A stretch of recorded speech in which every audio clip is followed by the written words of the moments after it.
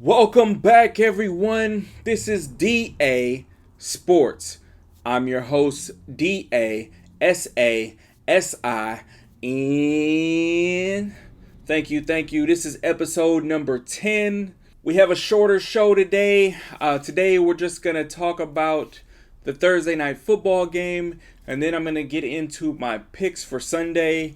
I wanted to get into the MLB playoffs and the WNBA playoffs, and there's some big NCAA games tomorrow, but with the timing of the release of this video and those events, unfortunately, we're not going to be able to get into those. So today will just be about a Thursday night football recap and my picks for Sunday. So to start, we're going to recap Thursday night football. Thursday night football was a good game, which we've actually seen more of this year. A little bit different from what we've seen in previous years, so that's fantastic. The 49ers were able to beat the Seahawks 36-24. It was a defensive battle in the first half, and then in the second half, both teams kind of exploded. They both really got into their offensive flow of things and were able to put up points. So I'm going to talk about both teams, the good and the bad, what I took away from this game and what we might be seeing going forward. So to start, we're going to talk about the winners of the game, the 49ers. The 49ers look like they're getting closer to what we expected them to look like during the season. They're now at 500 at 3-3. Fortunately for them, their division is not strong this year. A lot of it has to do with injuries. I think the Rams' record is as bad as it is, mainly because of the injuries that they've had. Seattle is also 3-3, but as we'll get into more later, Seattle kind of started off by having an easier schedule, and now the effects of that are showing in their last 3 games. And the Cardinals are kind of hit and miss. So ultimately, the 49ers just getting to 3-3, and they're now first place in the division. Says a lot about the competition overall in the division right now. The 49ers have pretty much shown throughout Shanahan's entire tenure that it doesn't really matter who the running back is, they're going to be productive. Thursday night football was just another example that, as we've seen from the beginning of the season, Christian McCaffrey has been out, so he hasn't played. Jordan Mason has played every game, and he was going into Thursday night's game. He was actually second in the league in rushing yards. He gets a good start to the game, then gets hurt, and then they have 2 other running backs that come in, and they both go off, including a huge, I think it was like 74-yard run towards the end of the game that pretty much sealed the victory for the 49ers.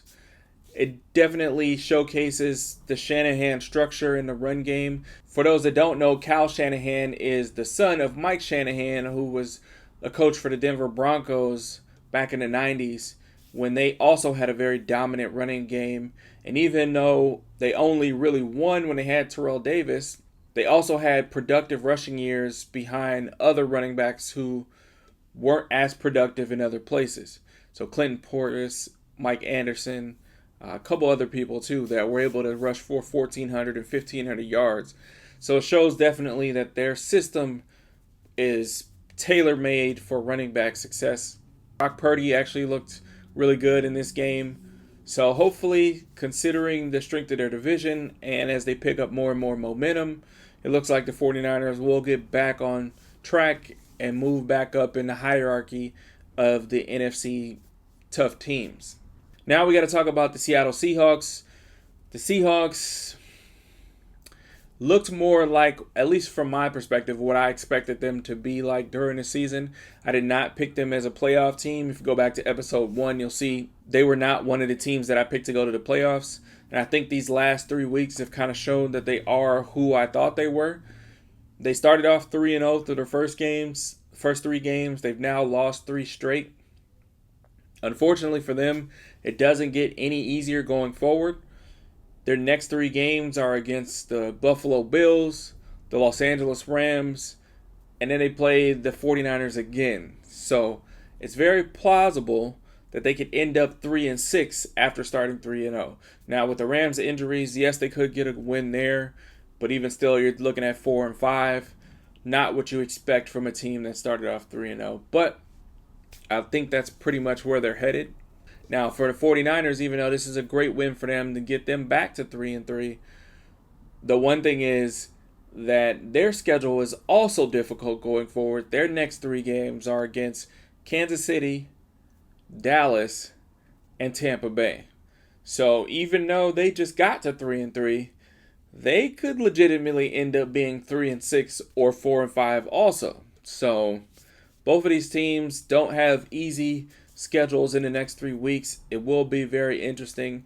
Now, if the 49ers can use the momentum from this game to actually beat Kansas City next week and give them their first loss, and then follow that up by beating Dallas, and then follow that up by beating Tampa Bay, who's another top 10 team, then if they go through that stretch and end up 6-3, then we'll be talking about the 49ers definitely back where they were expected to be.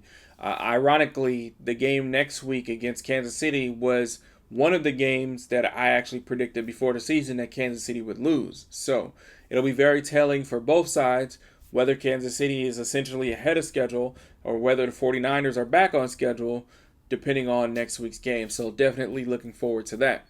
All right, so now that we're done with Thursday Night Football, we got to get into the Sunday picks for NFL week number 6. So those new to the channel, I do 5 picks for Sunday's games. I do a pick 3 where I pick 3 games where I'm picking the winner outright. These are games that could go either way, but I'm choosing who I think is going to end up with the win. Then I give you my lock of the week. This is the game where I think a team is going to win that is more likely to win than any other team. And then I'm going to give you my underdog pick of the week, which is a team who's favored to lose by more than 3 points, but I'm picking them to win outright. So let's get into it. So for my pick 3 this week, I'm going to start off with the Detroit Lions winning on the road against the Dallas Cowboys. Now, the Detroit Lions are favored to win by 3.5.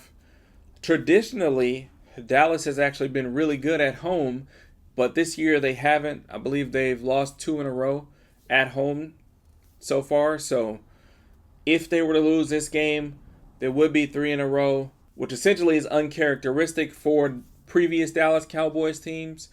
But I do think that is what's going to happen. I feel like it's just a really bad matchup. As we've said previously, Dallas actually struggles against strong running teams. Now, in the last 2 weeks, they've done a good job stopping the Pittsburgh Steelers and the New York Giants. Now, the Giants don't really have a strong running game to begin with. The Steelers do have a strong running game in the sense that their philosophy is about running the football, but relative to other strong running football teams, they're not as productive. So this will definitely be the test. If the Cowboys can actually stop the two-headed monster of Jahmyr Gibbs and David Montgomery, then that'll definitely go a long way to Dallas proving that they're a legitimate contender this year. I don't predict that that's going to happen, especially considering that Micah Parsons and D-Law are not going to be playing. It's a horrible matchup for them. I think Detroit is going to be able to put up a lot of points. I think that Dallas will at some point in the game be able to have some production and keep it close. But then I think the game is going to get stretched out and they won't be able to keep up. Like I said, Detroit is favored by 3.5. I am picking them to win outright. If I had to pick in terms of the spread, I do think Detroit will cover the spread. But it should be a good game nonetheless in terms of exciting plays, big plays from both sides. Now, the next game in my pick 3 is going to be the Atlanta Falcons on the road against the Carolina Panthers. Now, the Falcons, 6-point favorites going into Carolina. They are expected to win fairly easily. I don't know if they're going to cover the spread. I think Carolina's a little bit better than most people think they are, even though they only have 1 win on the season so far. Especially it being a division game, this game is probably going to be closer than most people expect. I wouldn't be surprised if Atlanta wins by less than 6. but I do feel like they will be able to win the game. I think Kirk Cousins got a lot of confidence after their last game, being able to be clutch on a primetime stage. Now, essentially having a regular game, not in prime time against a lesser opponent. I do feel like Atlanta's going to keep that momentum going and get the win at Carolina. Now, the last game of my pick 3 that I'm picking is another team who's on the road, which is probably a little bit daunting in the sense that 3 road teams favored on the road.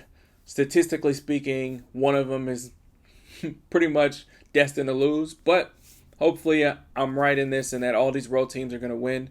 The last pick that I'm picking is the Pittsburgh Steelers to win on the road against the Las Vegas Raiders. Now, the Steelers are 3-point favorites.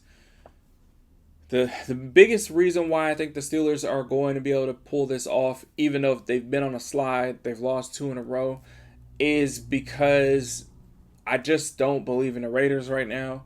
I think with the whole Devontae Adams trade rumors up in the air, and I haven't seen enough production from their offense to think that they're going to be able to score 3 touchdowns against a really good Steelers defense.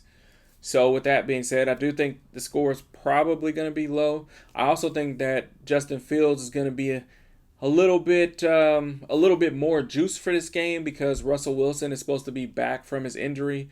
I think Justin Fields is still going to start, but knowing that if he has a bad game, that he may not start the next game, we'll really kind of see where he's at mentally, and I think he's actually in a good spot to where he's going to be more productive this game and hold on to his starting position. So I do think that Pittsburgh will beat the Raiders, and I actually think they'll probably cover the 3 points even though they'll be on the road to do it. So that's it for this week's Pick 3. Now on to my lock of the week. Now, for any team that I'm picking for my lock of the week, I apologize if you lose because at this point I feel like it's cursed. I've only got 1 out of 4 right so far, even though every single game I felt confident that these teams were going to win. The only one I got right was when I picked the Chiefs a couple weeks ago. And I can't pick the Chiefs this week because they're on a bye. So for my lock of the week, I'm going with the Houston Texans beating the New England Patriots on the road.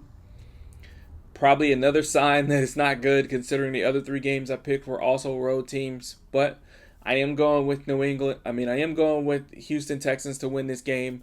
They're 6.5-point favorites right now. I just feel like the only reason the line even is what it is because Drake May is supposed to be starting this game. He has a lot of hype around him, but I think that Houston's defense is pretty tenacious. And with DeMeco Ryans leading the way, and he's a defensive head coach in a sense, he's not going to want a rookie quarterback to be able to come in and get a win off of them. Houston does have a crucial injury with Nico Collins being out, but I do think that's just going to lend itself for players like Tank Dell to get more into the mix. And I just think ultimately, even though New England's defense is decent, I don't think they're going to be able to shut down Houston enough to keep the game close enough to where their offense is going to be able to score enough to beat them. So I am taking Houston as my lock of the week. So to finish out, after the lock of the week, we got to get into my underdog pick of the week. So as I mentioned briefly earlier, the underdog pick of the week has to be a team that's favored to lose by more than 3 points. Unfortunately, this is another week where I don't have much confidence in any of these underdogs. I went back and forth between a couple other teams that I thought might have a chance, but all of the ones that are more than 3-point underdogs, I can understand why they're more than 3-point underdogs, except the one that I'm picking. And that is the Washington Commanders. I am picking the Washington Commanders to beat the Baltimore Ravens on the road. Yes, again, another road team, which isn't a good sign for my picks, but nonetheless, that's what I'm going with. The Washington Commanders right now are 6.5-point underdogs against Baltimore. Some books even had it at 7 points. Now, to the average fan, you might be like, why is the spread so high? Washington actually has a better record than the Ravens. Why would it be like that? A lot of this has to do with reputation in teams and stylistic matchups. Baltimore is arguably the best running team in the league. Derrick Henry is the league leading rusher going into this week. And Washington has been pretty terrible against the run. So, on its surface, Baltimore should be able to handily beat Washington. Now, the reason why I think that Washington is going to give them more than they can handle is just looking at comparable opponents. So both teams have played the Cincinnati Bengals. If you recall, Baltimore played Cincinnati last week, and it came down to an overtime, a last-second field goal miss, and then Baltimore getting the ball back and being able to score. Where on the other hand, when Washington played Cincinnati, they beat them pretty handily. Now, granted, this game is in Baltimore, so it is going to be tough for Washington to do. Jaden Daniels is going to be going up against a, traditionally speaking, strong defensive team. But recently, Baltimore hasn't really looked that great. They gave up a lot of points to Cincinnati. They gave up a lot of points in the last quarter to Dallas. So they haven't really shown that they've been able to close out teams. And considering they haven't been able to close out teams, and the way that Washington is able to score week after week, and Jaden Daniels' efficiency, I feel like they have the best chance of pulling off the victory. So I'm taking Washington as my underdog pick of the week. So that's it for this episode. That wraps up episode number 10. I want to thank you all for tuning in again. Please make sure you like and subscribe. And I look forward to checking with you guys in the next episode at the end of the weekend. We can go over how all these picks did. Again, thank you all. Like, subscribe, and share the video as much as you can. And I'll see you all in the next episode. Peace.